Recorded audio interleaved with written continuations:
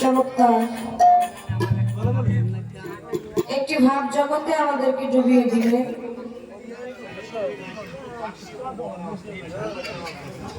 সেখানে দাঁড়িয়ে আর কোনো কথাই থাকে না।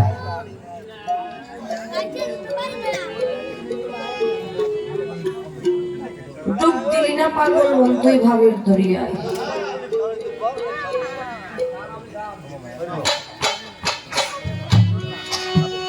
কিছু বলছেন? গানটি গাওয়ার আগে একটা কথা আমাকে বলে গেছে, কথাটা যদি না ধরি তাহলে আপনারা মনে করবেন যে ফারজানা সরকারের মনে মরে নাই। আমি গানের মধ্যে বলেছিলাম, মুখে যাহা মিঠা লাগে তুমি সঁপে দাও তোমার গুরুর ভোগে। এখন বলতেছে যদি এই কথা বলো তাইলে সুশীল সরকার তার গানের মধ্যে বলছে হালাল বস্তু হারাম হবে খাইলে তুমি গুরু লাগে। বেকুবের গল্প শোনাইছে আমাদের জাকির ভাই, বাস্তব প্রমাণ দিয়ে গেলেন আপনি। গল্প তো একজন আমার দিয়ে শোনাইছিল, কিন্তু আপনি যেটা বাস্তব প্রমাণ দিয়ে দেবেন এটা ভাবি। সাধক তার গানের মধ্যে বলছে, ছোট করে একটু গাইতে হয়।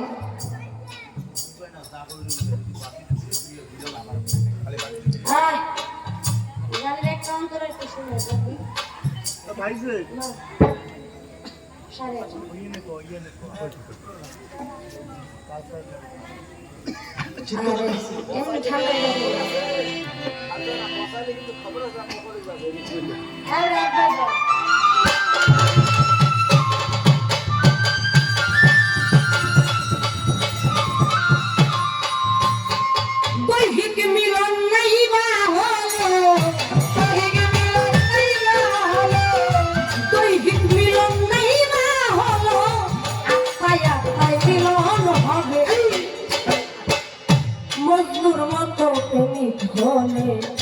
লাইলির দেখা পাবেই পাবে মজনুর মতো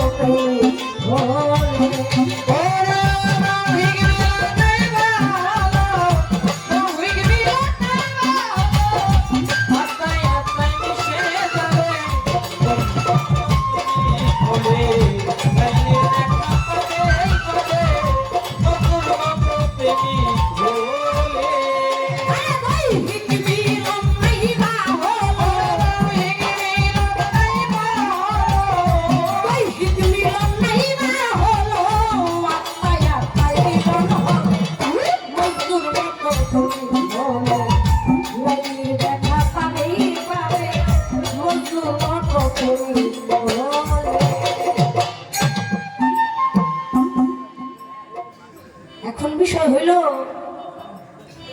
আগে গুরু কি এটা বুঝো।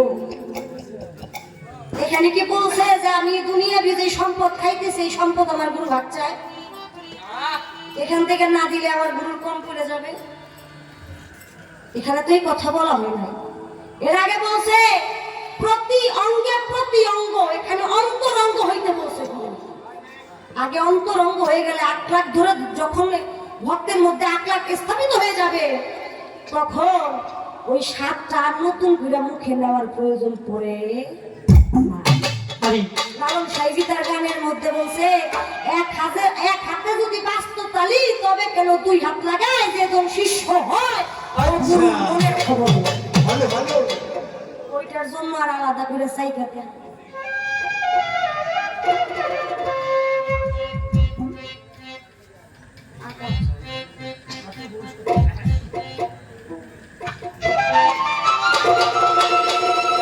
এই জন্য শুধু বললেই হবে হবে না। ডুব দিলি না পাগল মন তুই ভাবের দরিয়ায়। আমারই কাকা গুরু ফকির আবুল সরকারের লেখা। সেখান থেকে আবার আমার দাদার সাথে একটা কলেজের মধ্যে কি বলে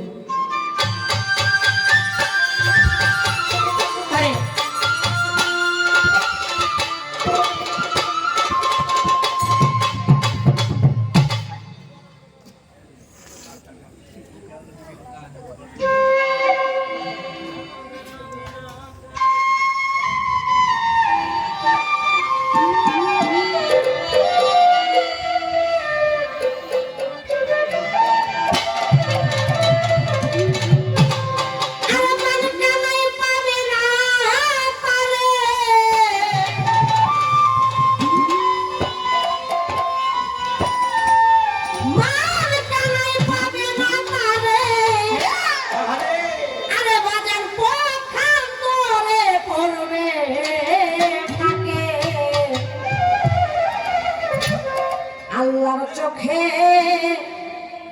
আল্লাহ দেখে, দেখবে কি তা ওই লোকে। আল্লাহর চোখে আল্লাহ দেখে,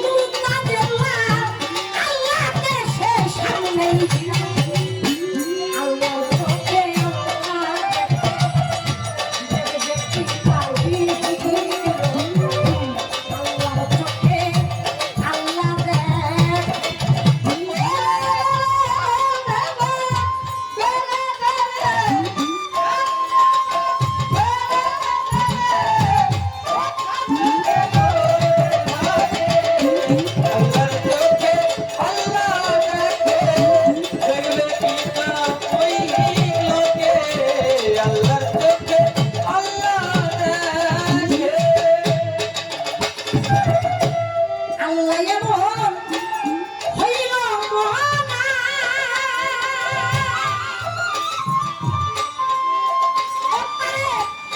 দেখা যায় দেখানো যায় না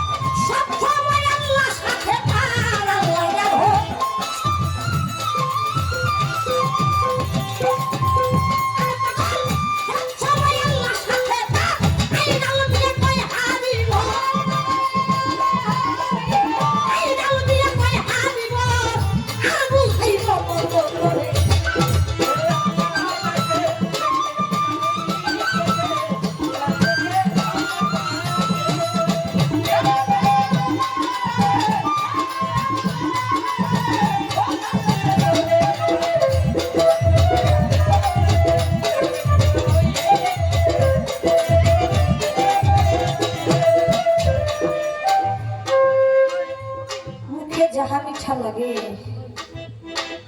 সপে দাও গুরুর ভোগে। বাবা অনুমতি দিলে কিন্তু একটা কথা বলবো, কারণ কথা বলতে তো একবারই নিষেধ করে দিচ্ছে, এই জন্য বলবো।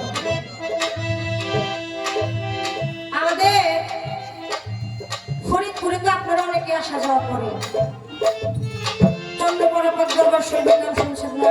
শুনছি। এই চন্দ্রপাড়া দরবার শরীফে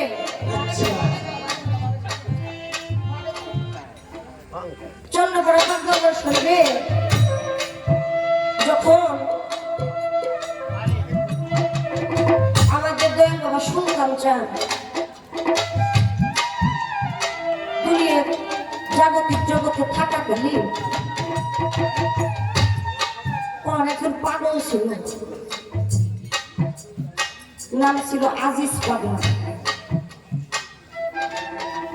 এই আজিজ পাগলা মুর্শিদের গোলামি করতে করতে নিজের বলতে আর কিছুই ছিল না। চন্দ্রপাড়া পাক দরবার শরীফে অনেক নিয়ম কানুন আছে, অনেক ভাবে অনেক খেদমত করতে হয়। পৌষ চলাকালীন সমস্ত ভক্তরা বিভিন্ন খেদমত নিয়ে যায়। সামনে অবশ চলে আসছে, এবারে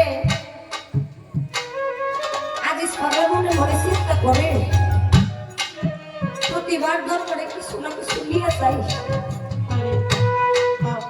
কিন্তু এইবার আমি যে আবার মুর্শিদের বাড়িতে কি খেদমত নিয়ে যাবে এমন কিছু আমার কাছে মনে মনে চিন্তা করে এই দুনিয়ার মধ্যে যাদের কাছে যাব সবাই তো স্বার্থের পাগল, একমাত্র বিনা স্বার্থে ভালোবাসা কোন মুর্শিদ। আর এই মুর্শিদের কারণে যদি ভালোবাসা থাকে সেটা হলো এক তরিকার ভাই আর এক তরিকার ভাই ভালোবাসা, মুর্শিদের খাতিরে ভালোবাসা। আমি একটা কাজ করি, আমি আমার এক তরিকার ভাইয়ের কাছে যাই, ও নিশ্চয়ই আমার একটা পথ দেখাবে। খারাপ লাগে? আজিজ পাগলা পীর ভাইয়ের কাছে যাই বলতেছে, মেয়ে ভাই আমি প্রতিবার দরবারে যদি একটা পয়সাও পারি আমি নিয়ে যাই আমার মুর্শিদের খিদমতের জন্য, কিন্তু এইবার আমার এমন একটা অবস্থা হয়ে গেছে, আমার দয়ালের দরবারে আমি কি নিয়ে যাব, আমার কাছে একটা পয়সা নেই।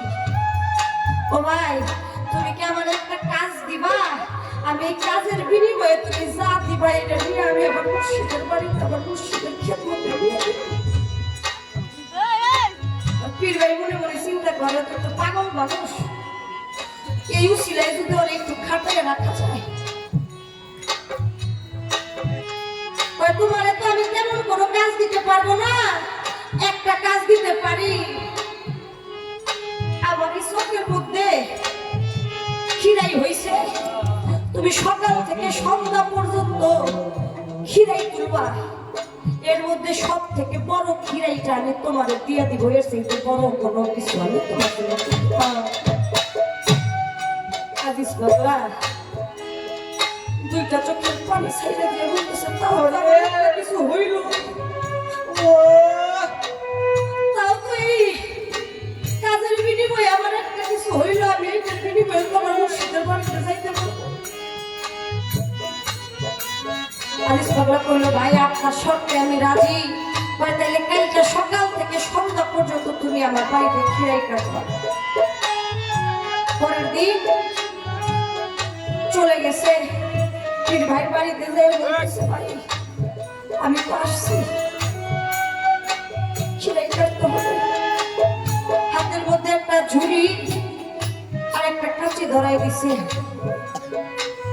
সকাল থেকে আসর হয়ে যায়, কেউ আজিজ পাগলার একটা খবর দেয় না, মাগরিব পার হয়ে যায়, কেউ আজিজ পাগলার একটা খবর দেয় না, যখন ঈশার আজান হয়ে গেছে তখনও কেউ একটা খবর দেয় না। রাত্র যখন 10টা বেজে গেছে, এবারে আজিজ পাগলা ক্লান্ত শরীর নিয়ে তার পীর ভাইয়ের কাছে এসে বলতেছে, মেয়ে ভাই আপনার ক্ষেতের মধ্যে যত খিরাই ছিল সমস্ত খিরাই আমি তুলছি, আরেকটা খিরাইও নাই। আর পীর ভাই কইতেছে, ভাই তুমি তো খিরাই তুইলা দিছো, আমারও তো আমার কথাটা রাখতে হয়, তার কথা অনুযায়ী এই খিরাইয়ের মধ্যে সমস্ত সব থেকে বড় যে খিরাইটা, এই খিরাইটা সে আজিজ পাগলারে দিয়ে দিছে। আজিজ পাগলা খিরাইটা হাতের মধ্যে নিয়ে কতক্ষণ গালের মধ্যে লাগায়, কতক্ষণ চোখের মধ্যে লাগায়, কতক্ষণ মাথার মধ্যে লাগায়, কতক্ষণ বুকের মধ্যে লাগায়। এক পর্যায়ে খিরাইটাকে চুমু খাইতে খাইতে আজিজ পাগলা তার বাড়ির মধ্যে চলে গেছে। পরের দিন দয়ালের বাড়িতে রোষ করবে, খিরাইটারে একটা গামছার মধ্যে বাইন্দা এরপরে গেছে পীরের বাড়িতে। চন্দ্রপাড়া 5 দরবার একটা সোনের ঘর আছে, এই সোনের ঘরের পিছনে যাই চুপ করে দাঁড়াই দিচ্ছে, তাকে দেখে তার এক পীর ভাই মহিষ নিয়ে এসে, আরেক পীর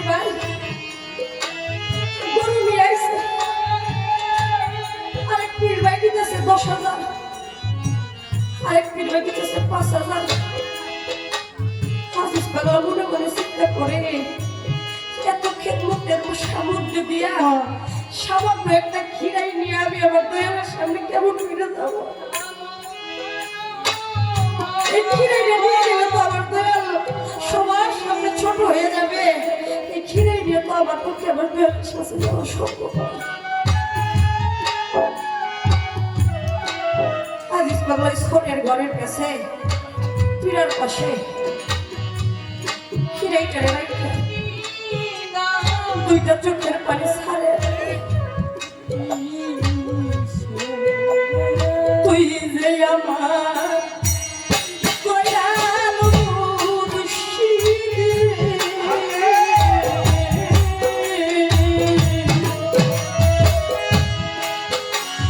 নিধনিয়া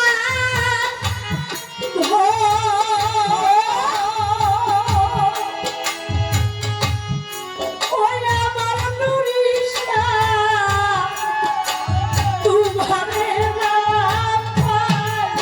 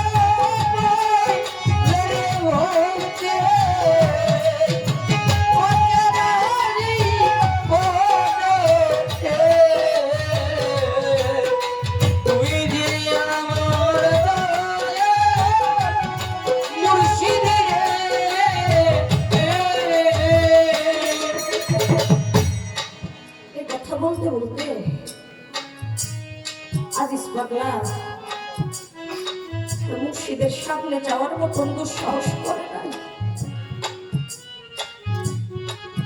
ওখান থেকে সে পিছনে চলে গেছে। রস চলাকালীন সমস্ত ভক্তরা দয়ালের খেদমতে নিয়োজিত। আমার চন্দ্রপুরী ঘরের মধ্যে পয়সারি করে আমার কেন ভালো লাগে না, আমার ভিতরটা কেন জানি ভালো লাগে না। আরে আমার জানি কি খাইতে মনে চায়। ভক্তরা বলেছে বাজার আপনি কি খাইবেন একবার কি খাইলে আপনার ভিতরের অস্থিরতা কমবে, আপনি একটা মানে বলেন আমি সেই বুঝতে হয় না।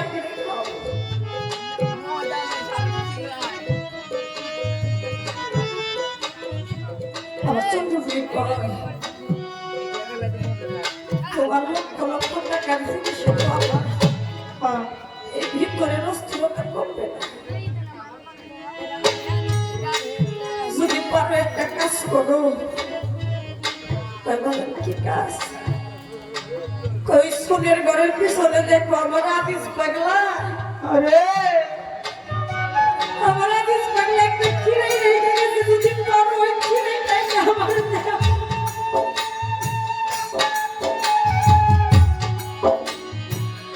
যদি পারো ওই খিরাইটা আমার